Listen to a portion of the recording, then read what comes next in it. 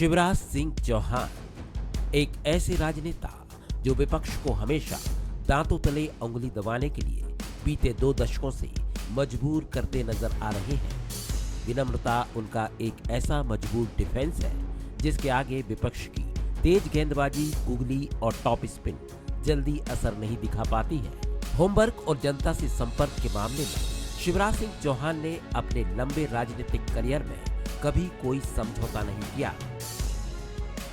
छोटी दीपावली का त्योहार, फिर भी प्रचार धुआंधार। कुछ इसी स्लोगन को साकार करते हुए शिवराज दीपों के जगमगाते पर्व पर भी प्रचार और सभाएं लेने में जुटे रहे। शनिवार 11 नवंबर को बंसल न्यूज की टीम भी उनके साथ थी। प्रचार और जनसंपर्क को शिवराज कितनी प्राथमिकता देते हैं, इसे इसी बात से समझा जा सकता है कि 11 नवंबर को पार्टी के घोषणा पत्र जारी होने के पहले वो सुबह 2 सभाएं कर चुके थे और घोषणा पत्र जारी होने के बाद 3 जिलों में होने वाली 6 सभाओं के लंबे सफर पर निकलने के लिए वो तैयार थे। इसी सफर में हम उनके साथ रहे। आइए पहले एक नजर डाल लेते हैं उनके साथ हम कहां-कहां जाएंगे। विमान से भोपाल से जबलपुर, जबलपुर से हेलीकॉप्टर से उमरिया जिले के मानपुर, मानपुर से हेलीकॉप्टर से सिवनी जिले की केवलारी विधानसभा सीट के पलारी, इसके बाद सड़क मार्ग से सिवनी की बरघाट विधानसभा की मोहगांव और फिर छिंदवाड़ा जिले की छिंदवाड़ा सीट की मेघा सिवनी और छिंदवाड़ा की पलासिया और फिर छिंदवाड़ा की सौसर विधानसभा सीट के उमरा नाला में एक छोटा रोड शो करते हुए नागपुर पहुंचकर विमान से भोपाल आना है। दोपहर 2:20 पर सीएम शिवराज के साथ हमारा सफर शुरू होता है। तो आज हम मुख्यमंत्री शिवराज सिंह चौहान जी के साथ पूरे दिन रहने वाले हैं, जो मध्य प्रदेश बीजेपी के सेना नायक हैं और वो फिट हैं, इसीलिए राजनीति में 20 सालों से हिट हैं। यहाँ से जबलपुर, जबलपुर से पहुँचेंगे सीधे उमरिया, उमरिया से छिंदवाड़ा ज़िले में 4-5 सभाएं हैं और फिर देर रात यानी 12, 1 या 2 भी बज सकते हैं, नागपुर से भोपाल वापसी है। तो आप समझ सकते हैं कि त्योहार का दिन, छोटी दीपावली का दिन, त्योहार लेकिन प्रचार धुआंधार, ये टैगलाइन है मुख्यमंत्री शिवराज सिंह चौहान की। तो उनके साथ बंसल न्यूज की टीम भी रहेगी पूरे दिन। काफ़ी हैक्टिक है आज का शेड्यूल और वो सीधे घोषणा पत्र की प्रेस कॉन्फ्रेंस से यहाँ आ रहे हैं। चलिए तो मेरे साथ तय करिए ये सफ़र। काफ़ी दिलचस्प बातचीत उनके साथ होने वाली है। आइए।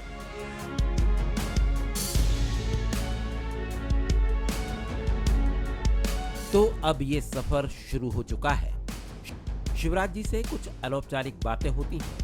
जाहिर है ये चुनाव और उनके व्यक्तित्व से जुड़ी होती है। जैसा ही थोड़ा समय मिलता है, शिवराज जी पढ़ाई को लेकर बेहद गंभीर किसी स्टूडेंट की तरह पार्टी के घोषणा पत्र के अध्ययन में जुट जाते हैं। राजनीति में कदम रखने वाले युवा राजनेताओं के लिए ये बेहद महत्वपूर्ण सबक है कि चुनाव को लेकर आपकी तैयारी कैसी होनी चाहिए।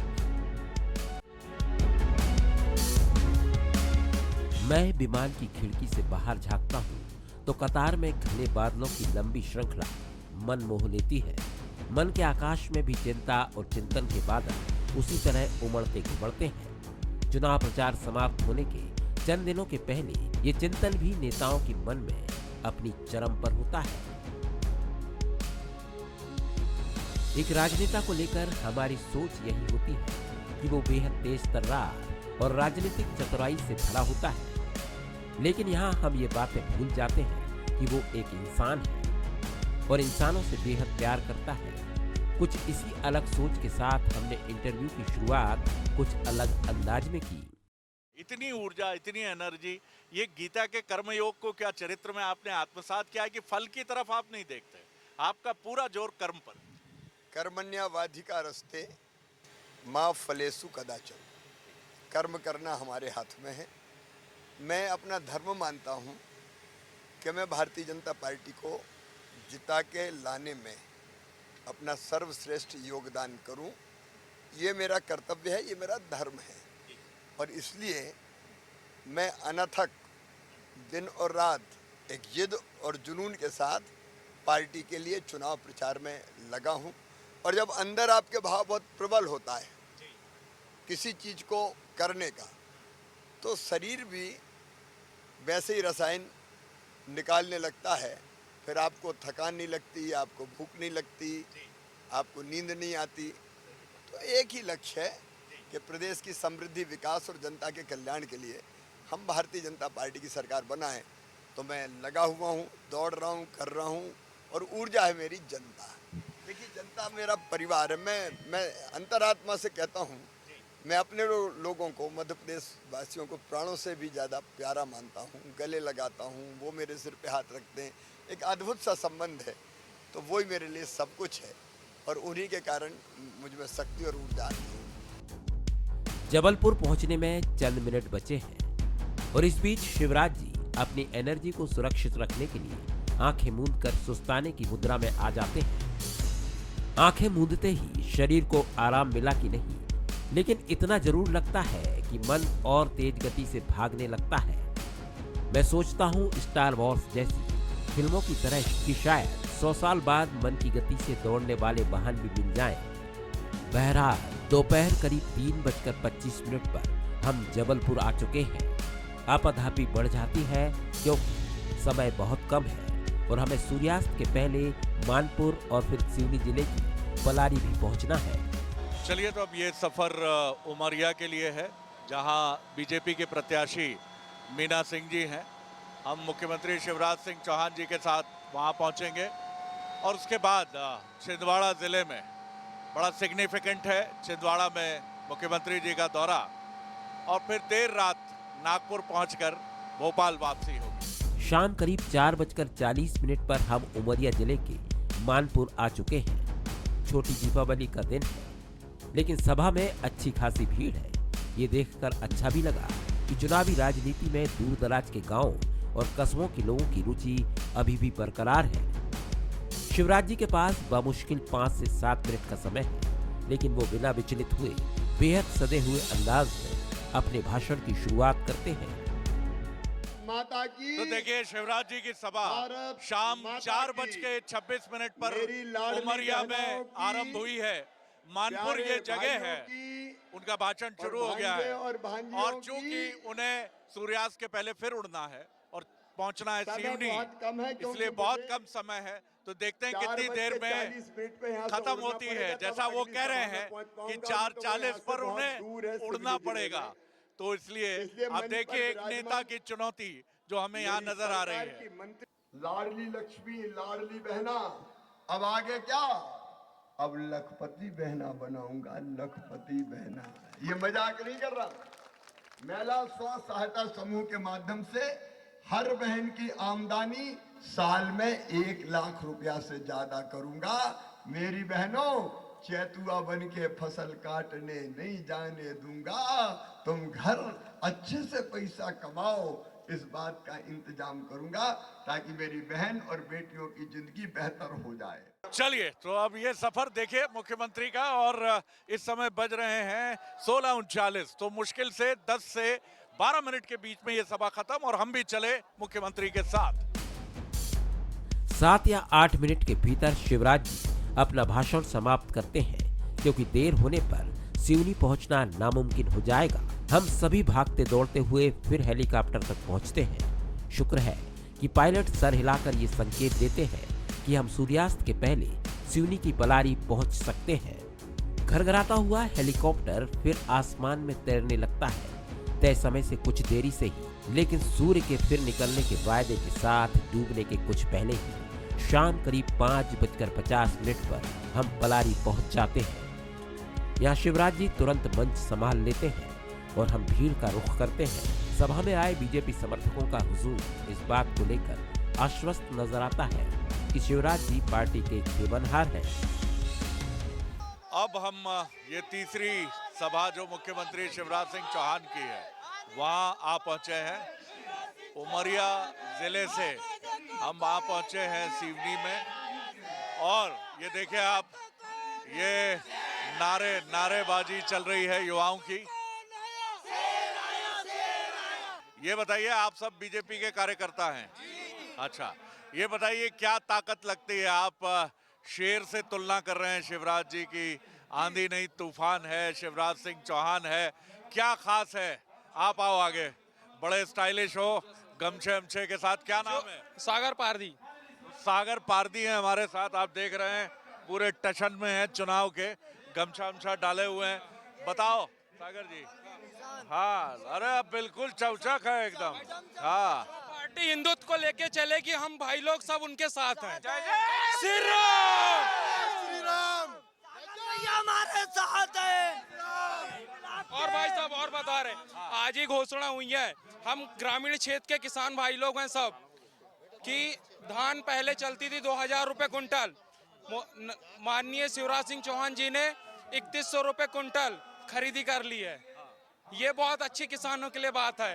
ये पूरा धान उत्पादक क्षेत्र है। क्षेत्र है धान, और 2700 रुपए कुंटल गेहूं खरीदी की जाएगी, इसलिए किसानों के लिए बहुत बड़ा क्रिया है। आंधी तूफान उनको इसलिए बोला जा रहा है क्योंकि उन्होंने पैदा होने से लेकर के मरने तक की इतनी योजनाएं ला करके दी है कि पूरे भारत में किसी मुख्यमंत्री ने इतनी योजनाएं किसी प्रदेश में लागू नहीं करे। लागू जो है वो हमारे एमपी से योजना को ला रहे हैं, धरातल पे उनकी योजनाएं दिख रही है, इसलिए कि वो आंधी हिंदुत्व को तूफान लेके है। चल रही है इसलिए पार्टी। आंधी तूफान है। शिवराज जी इस चुनाव में एक अलग अंदाज में नजर आ रहे हैं, कभी भावुक होते हैं, वो कहते हैं मैं सरकार नहीं परिवार चलाता हूँ। एक अलग अंदाज हम देख रहे हैं शिवराज जी का। वो विकास पुरुष है, वो हमारे परिवार पूरी जनता को अपने परिवार मानते हैं वो। आप क्या जोड़ेंगे इसमें? विकास पुरुष कह रहे हैं शिवराज जी। निश्चित विकास पुरुष है शिवराज जी। निश्चित ही शिवराज सिंह चौहान जी विकास पुरुष हैं, और यहाँ जो वोटर्स आया है वो टोटल भाजपा का वोटर्स है। और हमारे राकेश पाल जी ने, पिता पुत्र की जोड़ी ने 20 साल में जो विकास नहीं की, राकेश पाल जी ने 5 साल में विकास। क्या क्या है, गिनाइए कुछ चीजें। जैसे 70 सड़कों का निर्माण, 16 पुलियों का निर्माण, और जो भीमगढ़ जो नहर है उसका सीसीकरण, सीमेंटीकरण, नहर का जो स्वीकृति करवाएं 212 करोड़ रुपए, ये किसानों के लिए बहुत बड़ी सौगात है और एक ऐतिहासिक सौगात है। भारतीय जनता पार्टी के विधायक होने के नाते बहुत बड़ा ऐतिहासिक काम किया है राकेश पाल जी ने, और उसी की आप देख रहे हो, ये जनता का जो उमड़ाव है राकेश पाल जी के लिए है और शिवराज जी के लिए। यहाँ तो चलिए, आम कार्यकर्ता हूँ, कोई पार्टी का पदाधिकारी नहीं हूँ, आम कार्यकर्ता हूँ। आप ये यहाँ तो दावा कर रहे हैं पार्टी जीतेगी, मध्य प्रदेश में भी वो दम होना चाहिए, नहीं तो पिछली बार की तरह गाड़ी अटक गई तो। निश्चित है, आप बेफिक्र रहिए, मध्य प्रदेश में भी अच्छे बहुमतों के साथ भारतीय जनता पार्टी की सरकार बनने जा रही है। अब यहाँ से आगे का सफर हमें सड़क मार्ग से ही तय करना है। मौके का फायदा उठाते हुए हम शिवराज जी के साथ उनकी गाड़ी में सवार हो जाते हैं और अब उन मसलों की चर्चा शिवराज जी से होती है जिन्हें वो अपनी सभाओं में उठाते हैं। हम ये भी जानना चाहेंगे जो देखने वाले हैं कि शिवराज जी क्या लिखते हैं डायरी, या अपने अनुभवों को कभी समेटते हैं, या कुछ विशेष अवसरों पर वो लिखते हैं। आगे की क्या योजना है उनकी? मैं डायरी तो नहीं लिखता जी। ना रेगुलर लिखने का समय मिलता, लेकिन कई बार मैं अंतर्मुखी होता हूँ और बाहर की दुनिया से अपने सब अंग सकोड़ के कछुए की तरह अंतर्मुखी होता हूँ, और अंदर सोचते हैं कि हम क्या हैं, हम क्यों इस धरती पर आए, क्या हम जो कर रहे हैं वो ठीक है, क्या इसी में मानव जीवन की सार्थकता है, क्या हम सही राह पे हैं, क्या हम में करेक्शन की, सुधार की ज़रूरत है, आगे और क्या करना चाहिए। तो इस तरह का सोच विचार कभी कभी मैं करता हूँ, इसलिए मैं गया था। आप मध्य प्रदेश के ही नहीं देश के उन मुख्यमंत्रियों में से हैं जिनका बहुत लंबा और बहुत ही सुदीर्घ और बहुत ही प्रॉस्परस कार्यकाल रहा है। कोई किताब हम कल्पना करें शिवराज जी की आएगी कभी? ज़रूर, जब समय मिलेगा तो ज़रूर लिखूंगा। प्रत्येक परिवार एक रोजगार, ये बड़ा बड़ा कैसे पॉसिबल है ये? देखिए, अगली बार का हमारा रोड मैप है, ये हमारा विजन है जी। जैसे विजन लखपति बहना है, वैसे ही विजन है प्रत्येक परिवार एक रोजगार। हर परिवार का मतलब पति पत्नी और उनके युवा बच्चे, यंग जो बड़े हो गए हों, छोटे बच्चे नहीं, वो एक परिवार है, उसमें एक के पास रोजगार जरूर होना चाहिए, तभी उसकी जिंदगी की गाड़ी चलेगी। अब ये कैसे हो सकता है, इसकी जो मेरी कल्पना है और जिसको मैं साकार करूँगा, एक शासकीय सेवा के माध्यम से तो जितनी संभव है उतनी शासकीय नौकरियाँ निकलेगी, लेकिन इससे पूरा नहीं होगा। नंबर 2, मुख्यमंत्री सीखो कमाओ जैसी योजना में बच्चों को जोड़ना। नंबर 3, स्वरोजगार की अनेकों योजनाएं है भी, और ज़रूरत पड़ी तो और बना के, जैसे मुख्यमंत्री उद्यम क्रांति योजना, जिसमें 1 लाख से लेकर 50 लाख रुपए तक का लोन बच्चों को हम देते हैं, सरकार गारंटी लेती है, इंटरेस्ट सब्सिडी भी देती है। ऐसे अनेकों योजनाओं के बाद फिर निवेश लाके अब IT company, automobile sector, textile sector, readymade garments का, मेडिकल डिवाइसेस पार्क, कितने प्रकार के निवेश आ रहे हैं, उसके माध्यम से रोजगार। ये अलग अलग तरीके हैं, लेकिन टारगेट हम बनाएंगे कि गांव में कितने परिवार हैं, उनमें कौन के पास रोजगार नहीं है। जहाँ रोजगार नहीं है वो एक रोजगार जो हमारे पास उपलब्ध है उसका ऑप्शन देंगे और उसको उस रोजगार से लगाएंगे।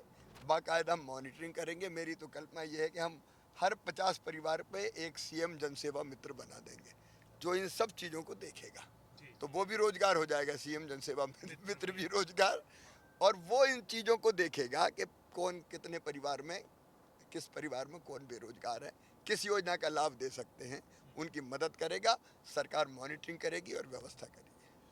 वाह, तो इस सत्र की 2 दिलचस्प बातें और बहुत उल्लेखनीय बातें मुझे लगी। एक तो लाडली बहनाएं लखपति होंगी, 3 बातें बल्कि मैं कहूँगा।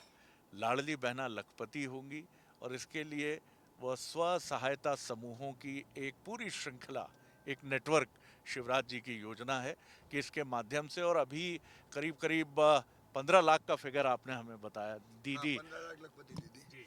हमने प्रधानमंत्री जी को भी लखपति दीदियों से शहडोल में, अगर आपको ध्यान हो तो, मिलवाया। अब बीजेपी के सेनानायक शिवराज उस किले तक पहुंच रहे हैं जो बीते 45 सालों से कांग्रेस का गढ़ रहा है। जी हां, आप ठीक समझे, हम छिंदवाड़ा में हैं। कांग्रेस के सेनानायक कमलनाथ का किला, जिसका नाम है छिंदवाड़ा। यहां आते ही सीएम शिवराज के भाषण का अंदाज बदल जाता है।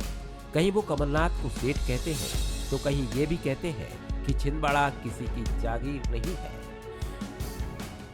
बहुत सोचने के बाद मेरे दिमाग में यही बात आई कि और कुछ मत करो, केवल बहनों के खाते में पैसा डाल दो तो बाकी काम बहनें अपने आप कर लेगी, उनकी जिंदगी आसान हो जाएगी। अगर बांध सिंचाई बनाई तो हमने बनाई, सिंचाई की योजना बनाई तो हमने बनाई, और इस साल सुन लेना किसान भाइयों, बाकी चीजें तो देंगे ही, लेकिन धान 3100 रुपया कुंटल खरीदेंगे और गेहूं 2700 रुपया कुंटल खरीदा जाएगा।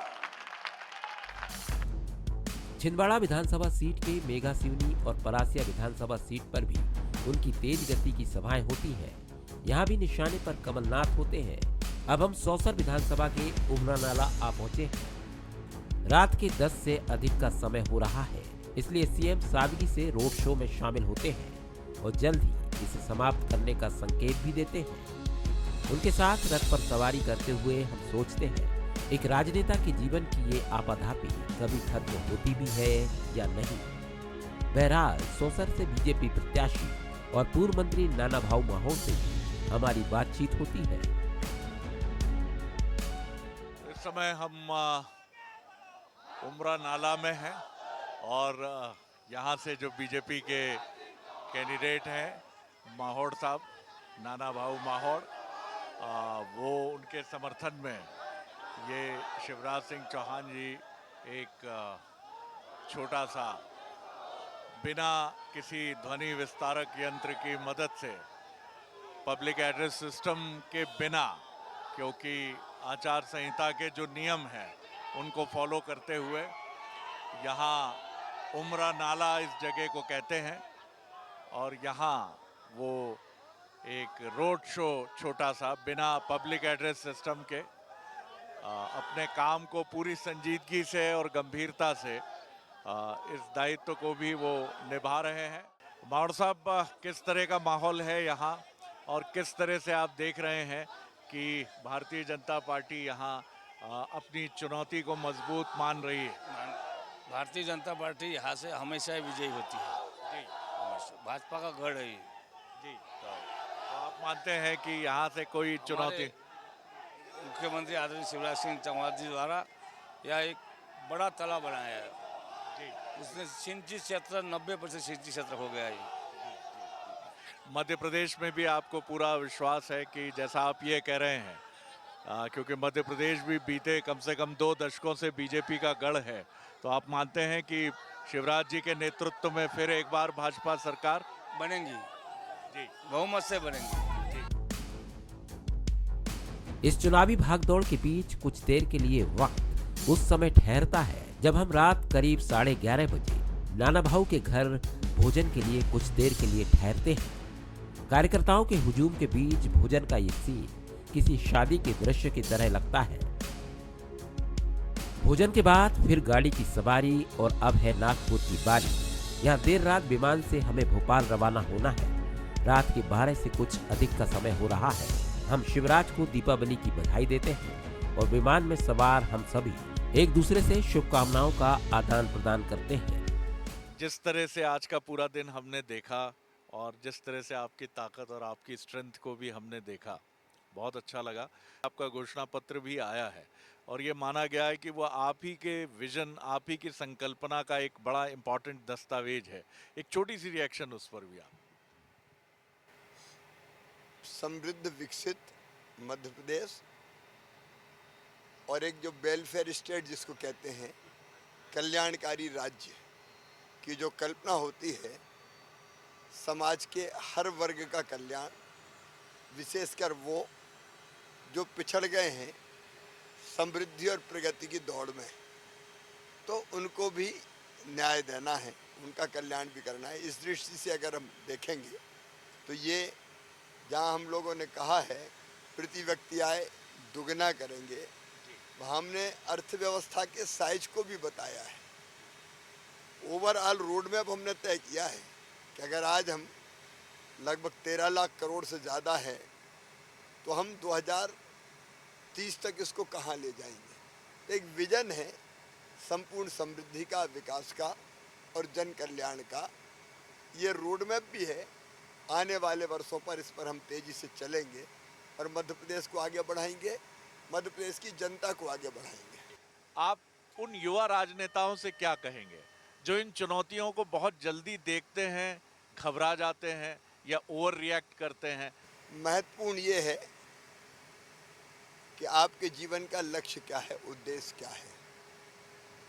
जैसे मैं ये मानता हूँ कि एक वैभवशाली, गौरवशाली, संपन्न, समृद्ध और शक्तिशाली भारत का निर्माण, उसके लिए समृद्ध और विकसित मध्य प्रदेश बनाना और वहाँ की जनता का कल्याण, एक ऐसे राज्य और समाज की रचना जहाँ मनुष्य अपने शरीर, मन, बुद्धि और आत्मा के सुखों को प्राप्त करते हुए अंततः परम लक्ष्य तक पहुँचे, जिसको हमारे यहाँ मोक्ष कहा गया है।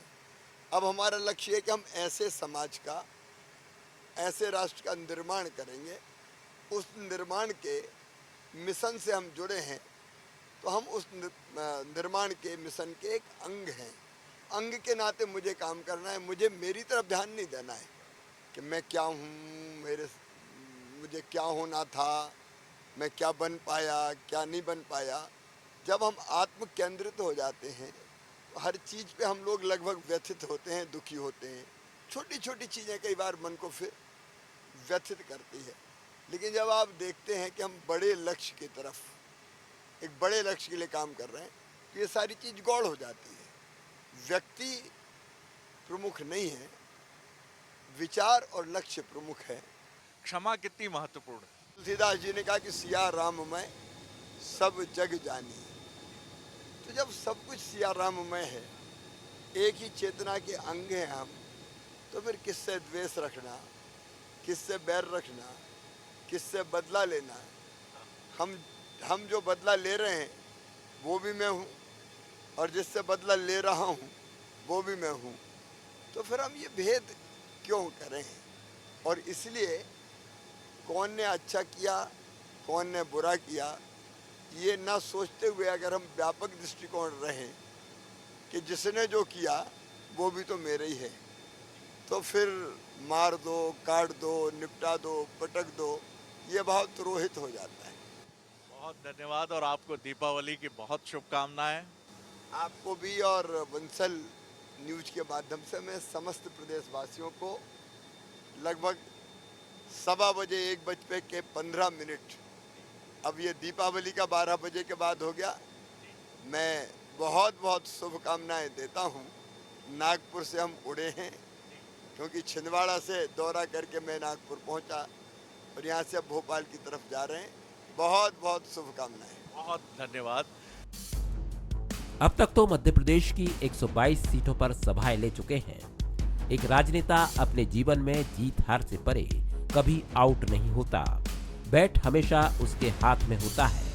शिवराज जी भी एक ऐसे ही बल्लेबाज हैं जो 3 दिसंबर के नतीजों का बेसब्री से इंतजार तो कर ही रहे हैं, लेकिन संदेश यही है कि खेलना अब तक जारी है और आगे भी पूरी ताकत से जारी रहेगा। Bureau report, Bansal news.